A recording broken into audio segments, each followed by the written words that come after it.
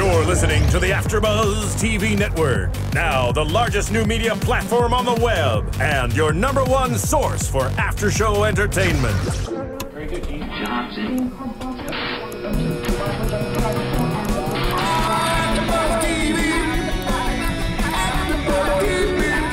From the AFTERBUZZ Studios in Los Angeles, California, presented by Maria Menounos and streaming live thanks to Akamai Technologies. This is AFTERBUZZ TV's $1 Million Listing After Show. We'll break down tonight's episode and get you all the latest news and gossip.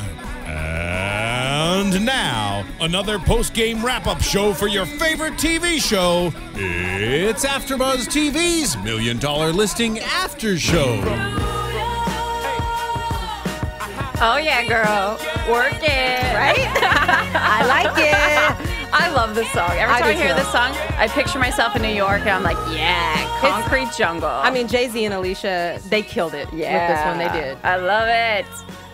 I'm your host, Chelsea Earlewine. And the lovely Jocelyn Polite. Hello. You found yourself at the $1 Million Listing New York after show where we like to hang out. Yes. It's where we spend our free time. I love it. Yeah, I love it too. Highlight of my week. So today we watched 2 episodes back to back because we were gone last week. So we're going to kind of recap both of them. So episode 5, which was I Ain't Afraid of No Ghosts.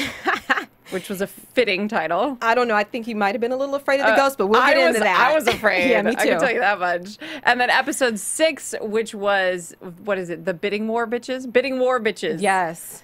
There was some nasty, nasty bidding happening on episode 6. There was some strategy, though. You know, I like strategy. We love strategy here. We sure do. So we have so much to talk about, Jocelyn. So let's just dive right into it. Okay. So let's start out with Fredrik. So we've got a continuing story between both episodes, which I like when they do that. I like when there's a storyline that carries over into the next episode or 2. It gives the show more depth. Yeah, I mean, I liked it. I liked seeing what was going to happen next. I mean, I enjoyed, you know, watching this back to back and seeing what was going to happen next. And especially with this story, it went on for a while. So it was going to take a while for them to get through all of that. So, yeah, I like it like that, too. It was an intense listing for Fredrik. You know, the guy, I know we're going to get into talking about it, but this guy, Zach, is intense. Yeah, he's intense. He makes me nervous, and I'm just watching, and he makes me a little nervous. Well, we met Zach on a previous episode when Fredrik had that entire building. Remember when it was the new construction, not even close to being finished, and he sold out the entire building. Right. Except for the penthouse, which he's waiting till there's more, you know, built in the building before he sells 40 million, I think, was the 40 penthouse, million, right? yes. Like, yeah, so Zach is the developer of that property. So in this episode, Zach comes to Fredrik and he is interested in purchasing potentially a property that Zach has listed, which is 101 Warren. Yes. Which is Zeke, who he calls Zeke. Oh my gosh, he's so funny. Well, it's funny because Zeke is saying his name, my name's Zeke, and Fredrik just can't get it. He's just like, Zeke. I think Fredrik has to put an E on everything. He I mean, does. because even with his dogs, I think it's Mousy and the rest of it. So everything is just me. You know, that's just he how has to Fredrik make everything cutesy. Yeah. That's what it is. It's like his own personal touch on everyone's name. I kind of like it, actually. So we've got this great property at 101 Warren. It's a huge duplex penthouse with a massive terrace, over 3,000 square feet.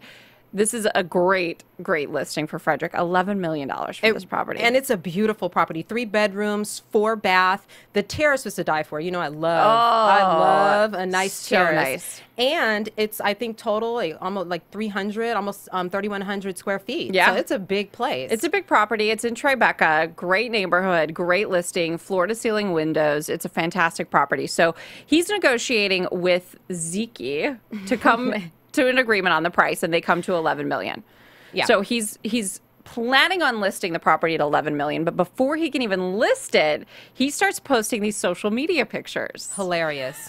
Yeah, he actually had the photographer come to take the pictures of the Warren Street property, and he was like, you know what, I'm gonna move this along a little bit more and just, you know, start taking selfies, and he's got 300,000 followers Absolutely. on social media. So he's like, you know what, I bet I can sell this faster than waiting for you to give me these prints back in 24 hours and then getting them on a website.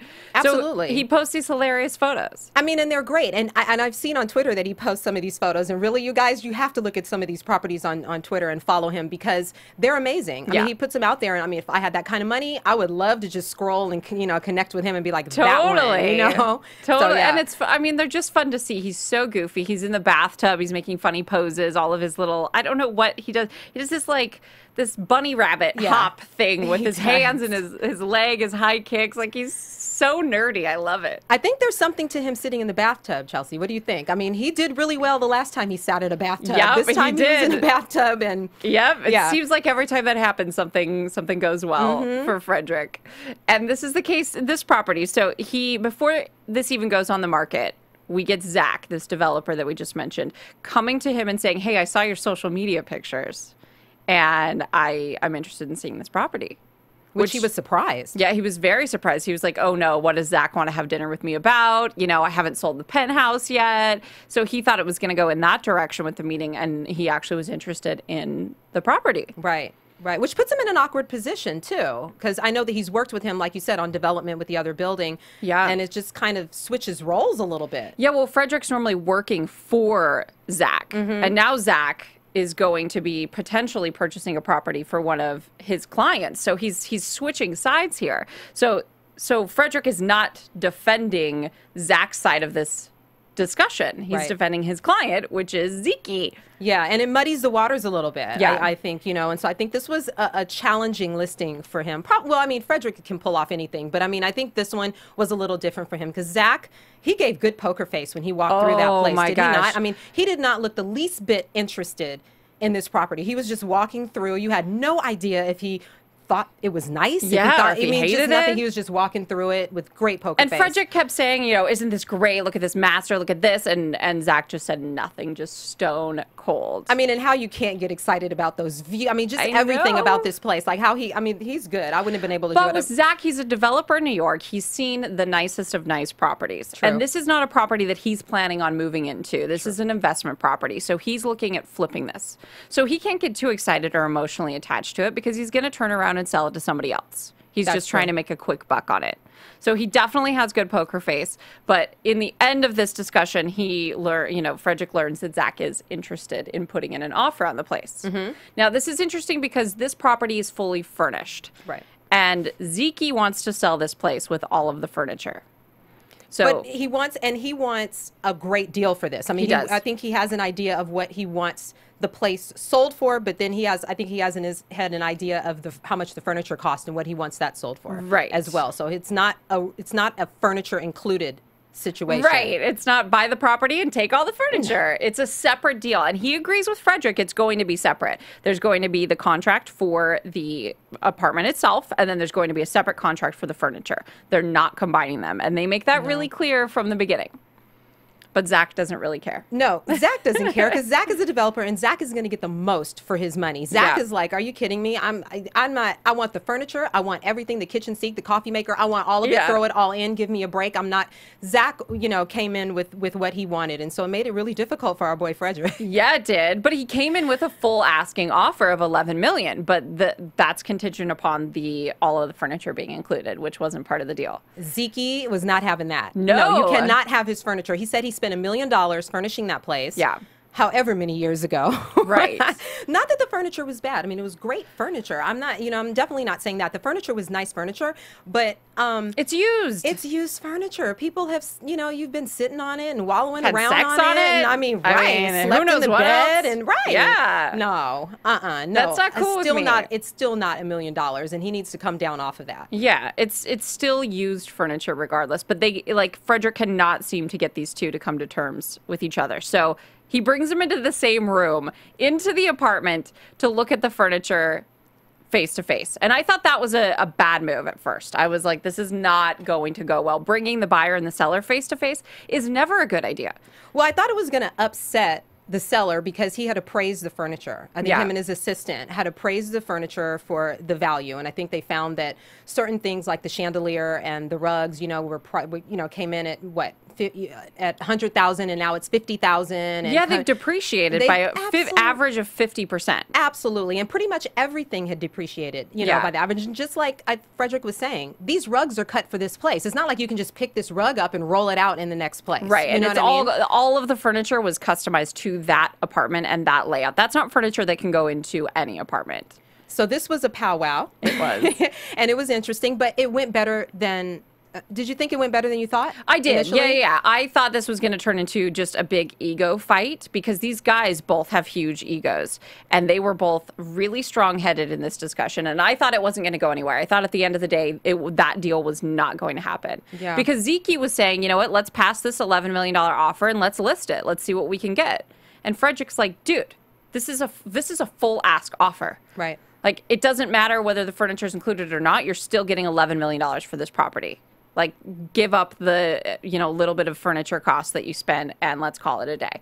But he wasn't budging. No. Until they sat face to face and really hashed it out. Well, it's like you say, everyone feels like their property, their furniture is special. Yeah. And they feel like, it's the best. This is the best. Where else are you going to get this? Right. So, I think there was a little bit of that. But it went better than I thought, because I was looking like, are they going to fight? Like, what's going to happen here? I don't know. It's a little scary for me when you start bringing the buyer and the seller together. Although I know it's done, but it's just, but Fredrik's the guy that would handle that, right? I mean, he's the guy and Zach is his friend, too, and he has this existing relationship with Zach. So he knew he could bring him in, and that would probably be what would talk him into putting in a higher offer on the furniture. Right. Which is the direction that it went. I thought it was great having the assistant there and saying, look, we did all the research. All of this furniture has depreciated. And telling Zeke, like, you cannot get $800,000 for your used furniture. True. Even if you paid that much for it, it's used. It's a few years old now. And that was Zach's argument. He was saying, I'll give you $100,000 for all of it. And Zeke was like, no way, dude. Yeah, Zeke no was holding out strong. And then I think at the end, didn't they jump on his furniture? Yeah, they did. Wow.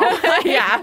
They're like, screw this furniture. Because Zach, this isn't, like I said, this isn't Zach's personal home he's going to move into. No. He's going to flip this place. He doesn't care about the furniture. He's just trying to get this done easy and quick. But how much do you want to bet that when he lists this thing with the furniture already in it, he's going right back for this furniture being valuable? He's going to, I think he's going to turn it around. He's going to say, this was $800,000. Exactly. Yep. And that's exactly what he's going to do. 11.8. That's what he's probably going to go in with, or more, you know what I mean? But he's, he's sitting there looking, going, I want all this furniture, because guess what? I'm going to flip the entire situation and come back in with an offer on the furniture included that's going to be even bigger and make some money. Yeah. So he got the apartment. He got the $11 million full asking apartment, plus the what did they settle on? $250? $250. Yeah, $250,000. Excuse me, Zeke. Yeah, you know what do I mean? not be talking to Zeke like Don't that. talk to Zeke. Don't be lowballing right. Zeke. What am I doing in my little world of $250? But yeah, no, $250,000 came down from $400,000, which was on the table for a while for them. Yeah. When they were sitting there. So Zach's happy. He got the apartment.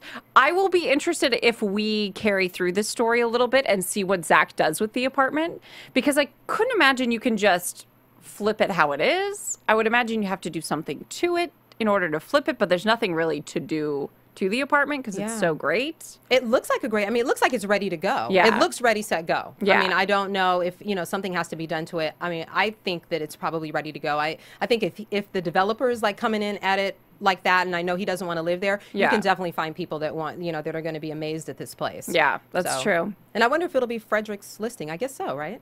Yeah, it would be. Yeah. Yeah, so Fredrik's making double commission on this property. This commission for him was, I think, $330,000. Wow. Yeah, and that's then a big commission. Back to back, you're getting the next situation. But that's great. Yeah, good deal for Fredrik. He's smart. He's smart, but not everything's going well for Fredrik. He's having some trouble at home. Yeah, with Derek, his hubby. Yeah. This is kind of a bummer because they've been talking for a while about getting a surrogate and having a baby. And it's something that they've wanted for a long time, and that Fredrik has dreamt of his whole life. He's what's her name? Mila. Mila. He's already got. She has curly hair and blue eyes, and she's and just little gorgeous. fingers. Oh, and little fingers. Thank God she doesn't have big fingers. Yeah, little fingers, little tiny ones. So yeah, and he already has the name for her. He's looking for a surrogate, and Derek just is hesitating.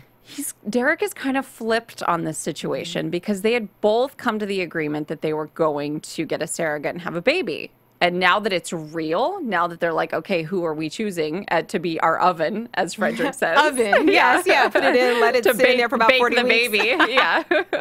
So he started to flip a little bit. Derek's got cold feet about the baby situation. Yeah, and Fredrik just looked bummed. I mean, really, this is something that he really wants, and I think he thought this was something that Derek wanted as well. I'm sure that this was discussed before they got married. Yeah. You know, I want to have a child. Do we want to have children? From the looks of it, it looks like Fredrik has been dreaming about this little girl for some time. Yeah. And now it's come down to it, and I think Derek is like, I'm perfectly happy with the dogs. Yeah. And with you. And so I don't know how this one's going to turn out. Well, it's getting real. Derek's like, hey, this is 9 months from right now. Are you ready to have a screaming child in this house in 9 months? And Fredrik's like, no, it's our little baby. It's our princess. She's going to be great. But the reality is it's a screaming child that needs your attention for 24 hours a day. Yeah, they're like, oh, for a year and a half, you have to attend to the baby. I'm like, you're going to have to attend to this situation for at least a year and a half. I'm like, what planet reality do you live check. on? This is a child. You're going to have to be in their life for many years. It's going past 18 and 21 now. Are you kidding? Yeah, exactly. But I think he also is concerned about the scheduling, because Fredrik is a busy man. Yeah. Fredrik's really busy. And when they got married, I believe last season, I believe Derek chucked his cell phone in the ocean. You know, it's just like, are you serious right now? Like, you can't even tend to a moment. Right. So if you bring a child into this situation, how are you going to handle that? Yeah, with his schedule, Derek's going to end up being a stay-at-home dad. Yeah. Or they're going to have a nanny or something, because Fredrik, I don't think he realizes the time commitment that is a child. Right. I think it's the idea of it sounds great, and oh, how cute our little girl, and she's going to grow up, and you know what, all this fantasy stuff. But it's like, when it comes down to it, you're going to have to make sacrifices. Yes. And he is a busy, busy man. He's out there making millions. He's selling millions. He's doing a lot of, I mean, you know, and I believe even his clients. He's one thing that I know we'll discuss some things later with him, but some things that I saw with him is like, he's had clients like Cameron Diaz and Daniel Craig. He's out there. And when you're on that level, you're busy because people are constantly referring you, which means, just like you were saying, when you're a real estate agent, you don't have a 9 to 5. No way. way. You know, your life is all day, all night. Sometimes your phone is ringing. So, I mean, if you bring a child into the situation, is he really ready for that? I kind of understood where Derek was coming from. I did too. Absolutely. Where I thought it got inappropriate, though, is at Derek's art show. Yes. So Derek's selling some of his art, which is not my style of art at all. It's just like, you know, like none of it makes any sense to me. And it's just like messy. And I've never understood that type of art. I don't know what the name of that is. It's like when I was, maybe inside, and I was just throwing the paint on the. Yeah. I mean, that's what it looks like. Okay. Abstract? I don't even know if it's abstract. It's probably it's not. Just like, it's just a mess. But that's his art. It's just a mess. That's what that genre of art is called. This is the messy here's the genre. Interesting part. Wasn't Fredrik selling his art? Yes. I didn't see Derek selling much art. Fredrik was going in. I mean, he took the real estate agent thing and flipped it into some kind of like art agent. He did. Like, he was selling it. He was just like, you over here, come over here. How much? How much? I was like, wow. He's like, and he's like, sold. oh, this is so cheap. I can't even tell you the price. It's embarrassing. It's so cheap. You just have to buy this. And everyone was going for it. He was selling those paintings like crazy. And it ended up selling out the art show. Yeah. Which was fantastic. Selling in his blood. He really does. He really, really does. But he comes across a woman who's there to buy art. And she was interesting. Yeah, she was a strange character. I don't know where she came from. Off the street. Yeah, off the street.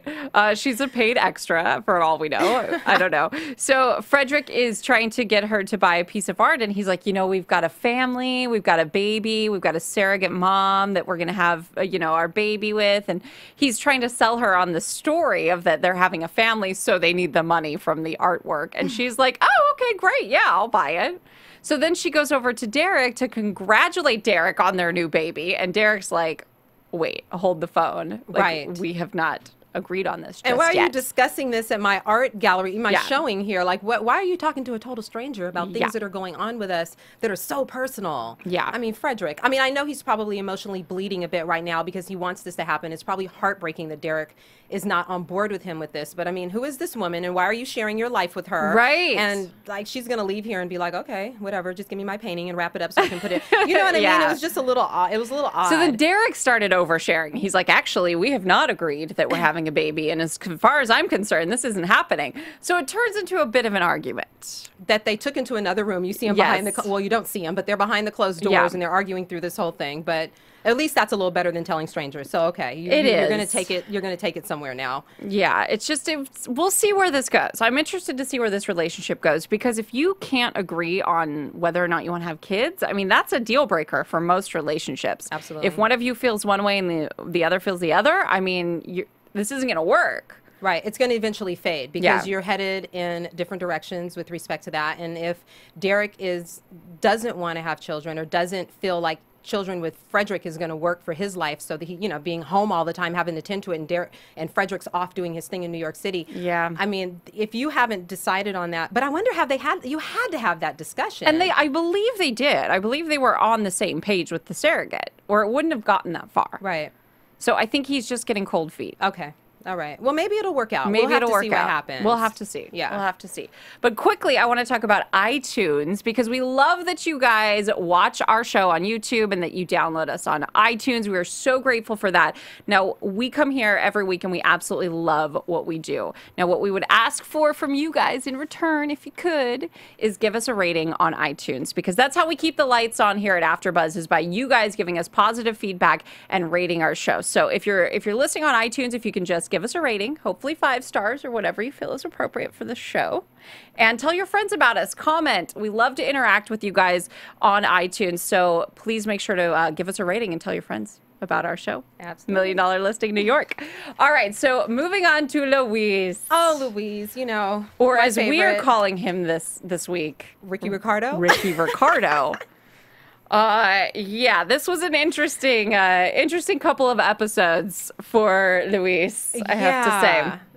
So last couple weeks, let's see, 2 weeks ago, it was a train wreck for him. He had taken on a huge property. He lost the deal. It was like, and you and I were saying, okay, he needs to go to smaller properties. Couple $1 million max, not this $11-12 million stuff. He was out of his league. He was a bit out of his league, and that thing it completely fell apart. The $7.8 million, we remember. It completely fell apart. The woman was like, I'm done. She walked away from it. And so it's definitely time for him to scale it back a little and get some success, in a market that's he needs lower a win. Yeah, you're not quite ready yet. You know what I mean? And the point was proven. I feel like these episodes. Absolutely. He started cold calling, which is, kind of back to square one, like real estate 101 is cold calling. And what he did is he found a seller that was selling his property privately. Sam is the seller. Sam. Yeah. So he finds Sam, who is selling his property on the Upper West Side. It's 2-bedroom, 2-bath. It's not a huge, crazy property. It's a smaller apartment, but it's nice location. The furniture is a nightmare. The way he has it set up is a nightmare. It was awful. Yeah. It was awful. And and Luis went straight into, I've got to stage this. I cannot sell this. I can't, have a view. I can't have people come and view this place with this furniture. And it did look really bad. I mean, it looked like it was, Sam was just having a great time. It looked like it was Sam type of furniture and everything like that. But it was dated. It was very dated. And some well, things him and didn't his match. wife have lived in New York for 30 years. So I think some of that furniture was maybe 30 years old. It was some older furniture. It wasn't great. So Luis said, okay, if we're going to sell this, I definitely have to stage it. So Sam had listed his apartment at $285, I think. Yeah, $285 is what he had listed it as. And Luis said, look, if you let me come in and I'm going to stage this on my own dime, I'm going to repaint, I'm going to bring in some furniture, I can get you $100,000 more. Yeah, and which I can do got it Sam fast. really excited. Yeah. Sam was like $100,000 more. And I got a little nervous. I'm going to be honest with you. I got a little nervous about Luis offering $100,000 more, because here we go again with him, where he is always over-promising. Always overestimating what he can do. And I mean, this was something that, he pulled off, and that was great. But again, I was like, Luis, where are you going? Like, here we go again. Why can't you just keep it somewhere that's safe? And I mean, who plays it safe in real estate? I get it, but he made me nervous. But after so many fails, it was like, okay, this is a big move to promise your seller that you can get them $100,000 more than what they have it listed for. Right. And that was his way to get this seller to go with him, because the seller he'd had this place on the market for, I think, 4 weeks and wasn't getting any movement on it. And he was so funny about it, because he said, I think Luis had asked him, and how's it going with him selling his own place and everything? He's like, it's been going great. He was like, he's like, well, how long have you had it on the market? He's like, 4 weeks. Luis is like, that's not good. Yeah. And you have nothing. You have no offers. Like, it's not going great, sir. Like, we need to get this moving. So Sam got excited about this. and was like, yay, 100,000, let's go. Yeah, which was great. So they came in, they painted, they brought in staging furniture. The place looked great after it had been staged. And you know, I got nervous that Sam was going to be like, I want my place back. You know what I mean? Like, I thought Sam was going to. Well, that's the fear. When you show someone their apartment at their max, like, capability of how awesome that apartment can be, they go, it could have looked like this all these years? Wait, I want it back. Can I keep this furniture and stay here? Never mind. Yeah, exactly. But luckily that didn't happen. Sam still said, let's keep it on the market. But Sam was so funny because he just, like, wouldn't leave the apartment for people coming in to see it. So Luis is trying to show the apartment, and Sam just keeps, like, popping up out of nowhere. Sam was lurking. He was lurking around corners and, like, watching everything. And I'm like, Sam, get out of the apartment. Luis was trying to get him out of the apartment. He's, like, you know, on his computer, and he's just checking everything out. And you just kind of see, like, Sam, like, photobombing television, like, walking by. And I'm like, what is he doing? Oh, poor Sam. He just wanted to be included or something. He did. He wanted to be a part. Well, and the thing is, when you're selling an apartment, especially after you've staged it, the illusion is that no one lives there. You don't want people's stuff. You don't want to see people's food or smell their scent. Like, the illusion is that no one lives there so that you can fantasize about you living there. Absolutely. And Sam was like, had his chicken salad and he was like sitting there on his computer. He was cozy, especially with all the new furniture. He was like, this is great. Yeah, you know what I mean? Pretty comfy. Like, bring the people on. This will be fun. But yeah, so Sam, he was lurking and he was coming around corners. And I think that Luis was just totally fed up. But of course, being Luis, he treated Sam kindly. Yeah. You know, kind of got him out of there, and he was able to have this viewing, and people loved the place. Yeah, they did. They loved it. So very quickly, within 6 days of him listing this place, he got a full asking price offer. He did. Which is huge.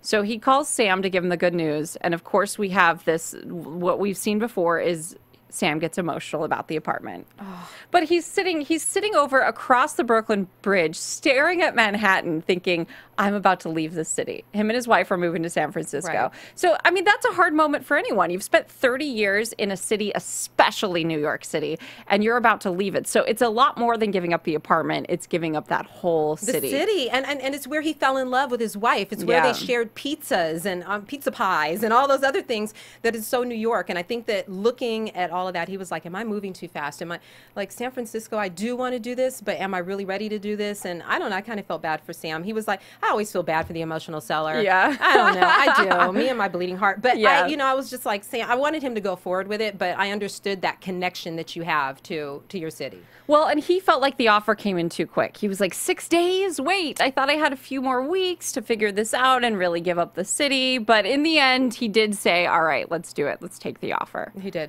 So it was a win. It was finally a win for Luis that he actually sold a property. He sold it at asking price, and he sold it for $100,000 more than it was originally listed at. So he was able to follow through. In less than 6 days with a 45-day closing. So he did well. All cash. All cash. I mean, this was like the ideal offer for Sam. And how much do you love Luis and the fact that he hopped in his car when Sam was like on the fence? He hops in his car. He drives over to the bridge. He's like, stay where you are. He says, where are you? Right. I'm coming to you. Exactly. We're talking about this. He pulled out his therapist, and he was out on the bridge, like, talking him into this thing, which I'm seeing that you have to do that more and more. Yeah, absolutely. Especially with the emotional sellers. So this was a good win for Luis. So that was in our episode 5. Then moving on to episode 6, we had a new apartment for Luis. Yeah, this one was our Ian, our very interesting Ian, who is the seller, who he met through Sonia Morgan, who is the ex-wife of J.P. Morgan. She's on The Real Housewives of New York.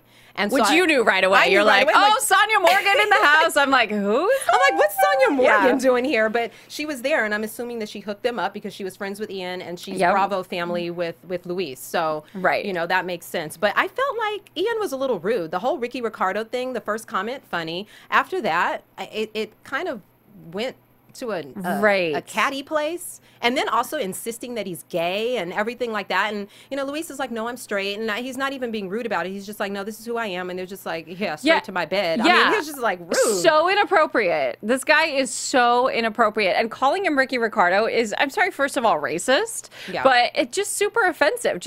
And he gets it. Like, Luis is so sweet. He laughs it off at first, but then he refuses to call him by his name. He calls him Ricky and Mr. Ricardo. He's not even Cuban. Time. He's Puerto Rican. He's Puerto Rican. And the guy's like, whatever. It's the same thing. It's the same thing. Rude. Super, super rude. This guy is rude and he's aggressively flirty. I don't like this guy's vibe at all. So he takes him into this apartment. He says, look, I want to give you this listing. And it's this incredible Central Park South apartment. It's like this massive, massive penthouse. It's looking over Central Park. It's stunning. Beautiful. So, I mean, Louise is like, sweet. Yes, I will take it. I will list this apartment. And then Ian, being this weird jerk that Ian is, he's like, oh, actually, I already sold this apartment. The apartment I want you to list is in this building, but it's 4 apartments that haven't been remodeled yet, but we're going to remodel them to look similar to this one. Right, and that's what he was basically saying is like, you know, the aesthetics are going to be copied, you know, for this next one. But I just thought, okay, that was a weird way to start. But I mean, I can see him saying this is where I'm headed. Because when they finally showed the other apartments that he's going to loop together to make this amazing apartment, if I would have seen those without seeing individually, they're just nasty apartments. It was so bad. Yeah. It was so bad. And I don't even know who was living in one of them. It was just looked like somebody was like... Well, he had one of his friends squatting in one of them. He had like a musician friend just squatting in one of these unlisted apartments that's been vacant. Yeah. And then his dog, I don't know where his dog came in. Like his dog was hanging out in this apartment and peeing on the ground. Yeah, he was. This seller is creepy. He is creepy. He's a little weird. He's got the money to knock out four apartments. I'm assuming, you know, knock the walls down and make this amazing. You know what the thing about these apartments, though? The view, as ugly as these apartments are, the wallpaper, I'm all over the place. The wallpaper was terrible. Everything about this apartment was awful, you know, in terms of like where it was then. But the views were gorgeous. Yeah, so Central Park South, just so you know where Central Park is. Central Park South is, I mean, it's kind of obvious, but it's the street just south of Central Park. So looking out the window of this apartment and all these 4 apartments, you're looking at Central Park and the view is unobstructed. There's no other building between you and those trees. Right. I mean, there's not a better view. No. If you're in Manhattan and you live along one of those streets that faces the park with an unobstructed view, it's heaven. It's great. But these apartments are terrible. They need to be completely knocked down. Everything needs to be taken down. Replumbing, electrical, everything needs to be redone in order for this to be the penthouse that he wants it to be. Absolutely. And I mean, it was some of the kitchens there was one that was a little bit more updated, but the other ones just had terrible wallpaper. It had terrible, the kitchen, the refrigerator, where everything was, it just looked terrible. I was like, does someone live here? Is someone really living in here like this, or were they just abandoned? I'm not sure. I couldn't really fully tell. Yeah, it was very strange. Yeah. Very strange. But nonetheless, Luis decides he'll take it on. He'll take it on and they'll remodel it and then he'll list the apartment. They're thinking they can get about $11 million for it. The seller wants 12, but Luis is like, dude, this is not even as high up as the original apartment was on the higher up than the 11th floor. Mm-hmm. We came down 5 floors for this one. So the higher up apartment sold for $12 million. So Luis is like, this one cannot sell for the same amount as the one that's 5 floors higher. That doesn't make any sense. You get a better view. Yeah. So, but he still agrees to take it on. So they sit down with I don't know if it's an architect or... I believe it was an architect. Who's the guy that does the renderings, that will make, what he does is he'll basically make a photo of the apartment when it's remodeled and it's finished. Without it being to that point. So he's mocking up these renderings to make the place so he can show it to people and say, this is what it's going to look like when we're done with the remodel. But this guy wants $25,000 to do these renderings and to be able to mock up the photo so that Luis can show that to his clients. Which Luis kind of had a reaction to. It was like $25,000 was pretty expensive. I don't know a lot about renderings, I have to say, but I'm assuming that by his reaction, it was like $25,000. Almost like Luis could possibly get it done a lot cheaper. Right. But the seller was like, Ian is like, no, you have to use my guy. My guy's the only guy that you can use for this. So he's hesitant because that money comes out of his pocket. He has to front that money, just like he does for staging costs and for, the showings and everything. He has to front all of that. So he's hesitant about it. And then Ian drops this bombshell on him. And Ian is like, well, you know what? I actually got my broker's license a couple months ago, and I'm going to be the co-exclusive on this, and you're giving me half the commission. Half the commission. Right, exactly. And I didn't let you know this before, but now I'm just letting you know that I have my broker's license, and hey. After he's already gone through all of this and gotten to this point and agreed to sell the listing for $11 million. Right. And I'm going to pay for the rendering. So he's like, you don't have to worry about that. So I'm going to do that. It was such a moment where he just pushed Luis aside. You could just tell the disrespect was there. I mean, the whole thing was disrespectful to me. But I feel like okay, how long have you been a real estate agent? Did you just get your broker's license? Yeah. I mean, like, what? How long have you actually been doing this? Is this just like a fun thing for you, like the first listing? I think this is like his tactic with Luis was like he has his broker's license, but he needs someone to do all the dirty work, and then he'll just take half the commission. Exactly. And he's being a jerk about it. He's like, "Look, Luis, this is the deal. I take half of it." And Luis is like, "Whoa, this is not what I agreed upon. This is not what we ever talked about." It got a little crazy. It got a little aggressive. tense. It got very aggressive. It got very aggressive verbally because he was pretty much like, "No, you're going to do this, and this is how it's going to go." And I was like, "Wow!" Like, and I was sitting there the whole time. As you know, we were both like, "Luis, don't take it. Yeah, don't take it. Walk away. Like, completely walk away, because this one you have no control over. This one's going to be an absolute mess." yeah. So we think that he's walking away, but we don't have the final that he's walking away. Not yet. Because it shows him saying, like, no way, I'm done with this. But he's not saying that to the Ian. He's saying that to the camera, like, this is crap. I'm not going to do this. So we don't know for sure if he's walked away. No, I don't know. I think that there's definitely there'll be more with that, but we'll get into that later. Yeah, that's left a little open-ended, but hopefully he walks away from it. I hope he walks away. I don't like this guy, Ian. I don't know. He rubs me the wrong way. He's a little sleazy. Oh, way sleazy. Ian, I don't like you. Yeah. Ian, you're on our bad list here at $1 Million Listing AfterBuzz. So now moving on to Ryan. Now, oh my gosh, his listing. Oh, his listing was crazy. I loved this though. Did you? I did. I loved it because I love seeing Ryan. Like, Ryan is like such a charming jerk. Yeah. That I love seeing him put in situations that he has to try to like claw his way out of. Yes. It's actually fun, yeah. I think. So he gets this crazy place in Murray Hill, and Patricia's the owner, and she's this really kooky witch-like lady. I don't know what she's like, this gypsy. I don't know what she is. I don't know what she is. It seemed to me like if someone would have said that this scene was in New Orleans, and this was some, a part, I think it was what, a five-story townhouse. Five-story townhouse. Unheard of in New York. And you could tell she'd been in there a long time. I think it was built in 1857. Yeah. And if I really honestly could have put this same scene in like New Orleans and thrown some like voodoo and like witches and other things in there, because it was really, really odd. You know what I mean? And the place this place had a lot of character, but it was old. It was very American Horror Story. It was. It so was. Like, this place was ancient, and it was just creepy. It was cold, first of all. The heat isn't quite working, so it's freezing cold. He's got the heat turned up to like 80, but the place will not get warm. It's like this freezing, bone-chilling coldness in this. And it has an elevator, a really old elevator. It has a creepy elevator. Really creepy you elevator. couldn't pay me enough to get in that elevator. No chance I would get in that elevator. No way, and I'm claustrophobic, so I would definitely die in there. But no, I mean, it's cool that it has an elevator, but this place needs to be completely redone and refurbished. But what I could see someone doing with it is keeping a lot of the cool architectural structuring of it, and maybe even just refurbishing the floors, keeping a lot of that original cool, 1800 touch to it, but making it, a lot more upscale. And it did have some things about it that were really great. I mean, it had what was it that I was freaking out over? It was the courtyard.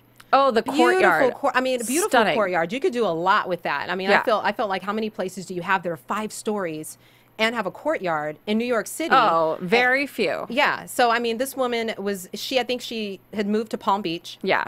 And she was ready to let this go because she's moved on with her life, and she doesn't even live there anymore in New York City. So she's, ready to list this. And Ryan looked like he was chomping at the bit until things got a little weird in there. Oh, they got weird in the basement. The basement was the scariest thing I've ever seen. I do not like old baby dolls. No one likes old baby dolls, except for like creepy gothic people, and maybe like Marilyn Manson. Oh gosh.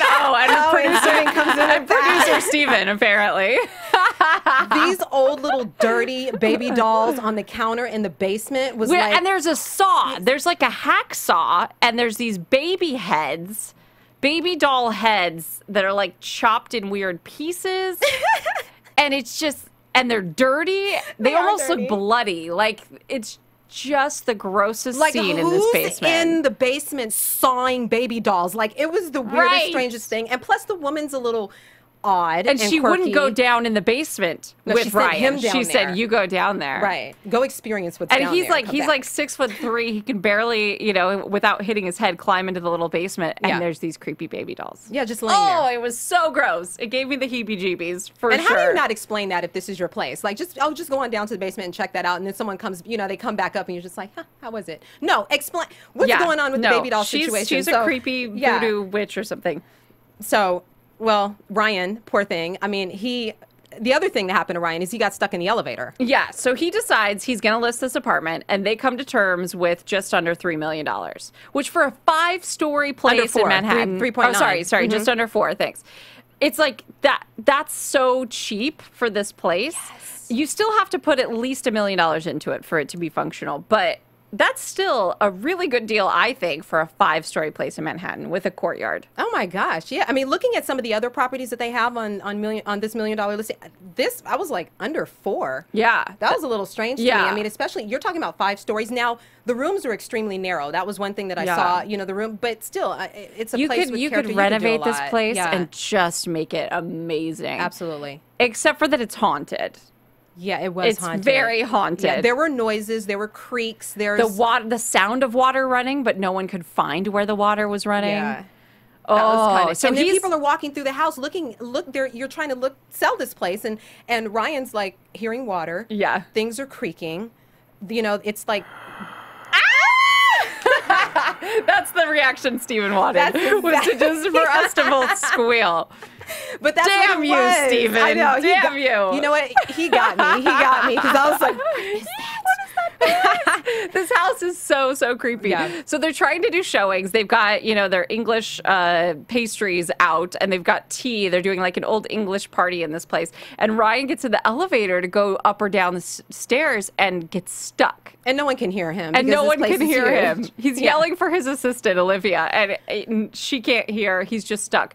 And you could tell this was not like a setup for ratings and try to make the show entertaining, because he was panicked. He's like, is this a joke? Is this a joke? I can't. Right. You guys, he was like seriously panicked. Well, and he called Ghostbusters. I'm sorry, Ghost Hunters. Oh, yeah. He called him. He called him in. He needed help with this one. Yeah, because this place was haunted. It had a bad vibe. Everyone was getting just gross feeling walking through there. This place was not going to sell. So he did. He called in. What do you call these people? Well, it's just their cleanse. I think they come and cleanse the house. They burn sage and ring bells. And these are things that they were doing. They felt an energy. I think the man said that there was a woman here, and she was like a party animal. Yeah, she's a party animal. I don't know why that's scary. That sounds fun. A party ghost? Right, exactly. Sure. I was like, okay. But then the woman also said that she wasn't really sensing anything nefarious. But it was, I don't even know what that word means. Like just creepy and off, and that type of thing, or sinister, that type of thing. She says that she wasn't really sensing that, but then she was ringing those bells and burning that sage, and they were spraying those dolls. And I'm sorry,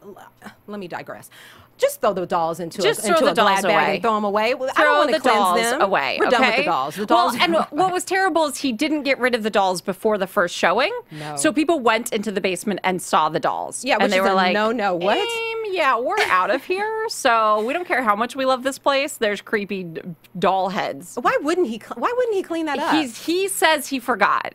But that would be like the #1 thing you need to do in that place is get rid of the creepy doll heads before you show anyone that property. Don't want to spook people. That is so creepy. Wow. So, and then I think in the process, didn't they look like they baptized Ryan? Yeah. And she was rubbing oil and water on his head or something like that. Blessing him and I don't know, but whatever they did worked. It did work. Because then the next showings were fantastic. People were like, I love this place. Oh, actually, someone complained that it was too warm. They did. Because all of a sudden the heat was working. And people were talking about the good energy throughout the house and visualizing themselves there. It was like a complete 180 from how it was before. Yeah, no more noises. And he actually got offers on the place, and people loved it. Yeah, people loved that place. And I mean, like I said, I think you could make it a pretty sweet place. So he got a first offer at 3.75. Right. And he takes that to Patricia, and she says no. Yeah, it was kind of interesting because I thought Patricia just kind of wanted to get rid of the place and go. I mean, I know money is money, but Patricia just, she didn't seem to me to be the woman that would kind of skulk over the like $100,000 or $200,000. Right. I was kind of shocked that she was like, no, too. Ryan, no, that's out. She was not. Because when he said, let's list it for just under 4, she was like, okay. Sounds good. Yeah, it was like so she didn't even easy. argue with that. Yeah. So it was very weird that a 3.75 offer came in, and she was like, no. Right, when it's listed We at can do more. 3.9. I just thought that was a little, I was like, okay, well, Patricia, but I think she liked Ryan. She wanted to keep Ryan around a little She longer. did. She I did think actually say liked to Ryan, him. I like looking at you. Yes, I like she having you did. around. She Yeah. was a little bit of a flirt. Yeah. In a very creepy Ryan, way. The older ladies like Ryan. Yes, they do. Absolutely. yeah. So he gets this offer for 3.75. She says no, but he comes up with this great tactic, which I thought was fantastic, is he says, let's accept this offer. Let's get a contract going. And while that contract is going, I will call all of the other people that came to see this apartment and let them know, hey, I've got this contract, but if you put in a higher offer, you could definitely get this place. Nice. So I thought that was a good sales tactic. Bidding wars, Yeah, bitches. bidding wars, bitches. That's where we get the title of this episode, because it did turn into a bidding war. So at first he was scared because he wasn't getting anybody biting on it. No. But he goes back to the office, he checks his email, and there is an offer for 3.9. Right. He wasn't getting a lot of people biting on it. The bad juju was gone, Yeah. and a lot of people seemed like they were interested in the place, you know. But I don't think he was getting the offers coming, and then all of a sudden, bam, 2 of them hit at the same time in the same day. And you remember he almost was like giving up. He was just like, "Oh, I'm so done with it." And then all of what is his assistant Olivia was like, "Can you check your email?" Which she's so good at keeping him in She's check. great. How great is she at keeping him in check? She was like, "Check your email." He goes to check his email, and bam, there's 2 offers. Yeah, right there. which was great. Yeah. So I liked this tactic too, because I thought he would go back to the first offer and say, hey, I have an offer for 3.9. You need to beat that. But instead, he mails out a contract to both of these offers and says, write your number on the dotted line. There is another offer in place. You write your best offer on the dotted line. Sneaky. So sneaky, Sneak but I Ryan, liked it. I yeah. was like, I kind of like Sneaky. this. This is where the sneaky Ryan is positive, because it makes him money. It does. So the offer that said 3.9, they stayed firm. They put 3.9. They were calling his bluff on that there was another offer. But the 3.75 came back with They went 4. up. They did. They went up Yeah. to 4.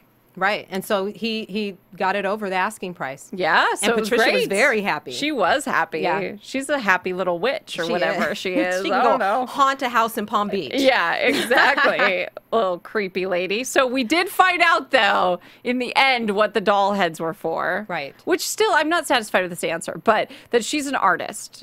So she uses the doll heads as part of her like art installations. Her sculptures. I think Sculptures. So I'm assuming she's like sawing off legs and hands and Yeah. heads, and she's putting them in sculptures, which is still weird. Way weird. Yeah, really weird. Super creepy. I want nothing to do with her artwork or Derek's artwork. No artwork will be purchased from me on this show.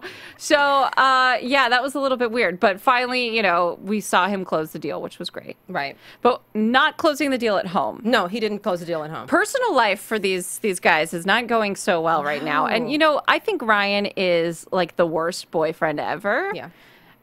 He's not my boyfriend, but I think he would be the worst boyfriend ever. He's cold. Yeah. He won't connect. There's no communication. He shuts down. He's always checking his phone. Like, he is kind of a jerk. He's not into it, you know, and when you are not into it like that, why be involved in it, you know, in the first place? She brought up that her sister was coming in town from Greece. Yeah, and from Greece. That's far. Yeah, not from like 2 hours away. She's Yeah. not coming in from the Hamptons. She's coming in, or whatever, however, you know, far the Hamptons are, but she's coming in from Greece. And when she was saying her name, he was like, who? Yeah. Didn't even know her sister's name, which, Her you haven't been sister. paying attention. This Yeah. is her sister. This is family. You guys have obviously gotten to the point where you're going to discuss family. Yeah. Or a little bit of family. But, or, you know, at least you're supposed to know who their sister is and so on and so forth. Well, anyway, she wants to have dinner. And he's like, no. He's on his phone. Yeah. And he's like, no, that next week won't work. Yeah. Wow. I mean, just... Yeah, he's just cold. He's unemotional. He's a jerk. So she finally just says, you know what? I can't do this. This doesn't work for me. And he's like, fine. Yeah, fine. he was so doesn't easy work with for it. you. Doesn't work for you. Out. Right. So Like very, she meant nothing. Like Yeah. it was cold. very, very cold. Yeah. I didn't like that. Ryan so I has think, some issues. I think that's probably coming to an end Oh, soon. it's definitely coming to an end. As And I well. think that we're seeing some stuff with Ryan. Like there's some things within him that I don't know if he's ever going to work on, if he's just going to be that guy and he's just looking for a woman to accept him the way that he is. I don't know. Yeah. You know, I don't know if he's the type of guy to work on that stuff, but Doesn't he seem seems like like he it. lost a good girl. I liked yeah. her. Yeah, I think he's immature. I think Yeah. he's emotionally immature. So we'll Exactly. see how that develops over the next couple of weeks. But we have some very fun facts about our 3 favorite million listing New York realtors. So I'll let you. Oh. TV News.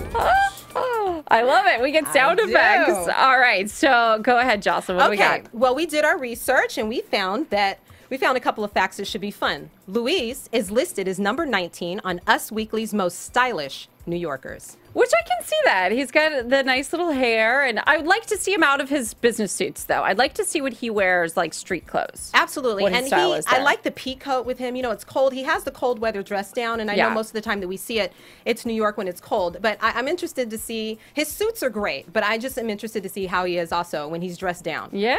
So but that's a great accomplishment for him. Yeah, at only 27 years old. That's a good accomplishment. Young. Right. And then Ryan, he's got number 15 out of the 100 most successful salespeople in New York. That's huge. At only 29 years old. Right. Like, that's a very big accomplishment, too. And he's doing some things. He's a real estate expert. He's been on like CNBC, CNN, Fox, and he also has a web series called Realty Bite. Oh, so I think he's out there training other realtors or has some web videos going to help other realtors, you know, find out how he does what he does, how he's Ryan, the great, you know, broker. So all right. And then Fredrik, this is a huge accomplishment. Number one broker of his generation by several trade magazines. Yeah, number one broker. Number one broker. And I believe alongside that, we were discussing how they totaled his sales. I don't know how long it's been, but I think probably from the time that he's been a broker, he's at $2 billion. Oh my gosh. You know, that's incredible. And how, you know, he's made it happen. And we've seen Ryan do a lot with a lot of money. So that's amazing. And he also does some things in his native country in Sweden. He has some businesses that are between New York and Stockholm. So, I mean, Fredrik is doing his thing, and he sells exclusive properties even in Sweden. Yeah, our guys are doing good. They're doing great. I love it. All right, this was a fun week. I actually liked watching the 2 episodes back to back. It was a lot of fun. So we will be back next week. Jocelyn, where can the people find you? You can find me on Twitter at Jocelyn Polite and on Instagram at Jocelyn Polite. All right, and you can find me on Twitter and Instagram as well at Chelsea Earlewine, CHELSEARLEWINE. That does it for this week, guys. From executive producers Maria Menounos, Kevin Undergaro, Phil Svitek, and the entire AfterBuzz TV staff, we would like to thank you for listening to the AfterBuzz TV network. To watch or listen to other after shows and post comments or questions, be sure to visit AfterBuzzTV.com. I'm Sir Richard Wentworth, and this has been a presentation of AfterBuzz TV. Buzz you later. The views expressed herein are those of the hosts only and do not necessarily reflect the views of AfterBuzz TV or its owners or principals. Thank you for watching AfterBuzz TV on YouTube. For more of your favorite after shows and interviews, subscribe to our channel here, and be sure to share your opinion on the episode in the comment section below here. We'd love to see what you guys are buzzing about. Thanks again. Buzz you later.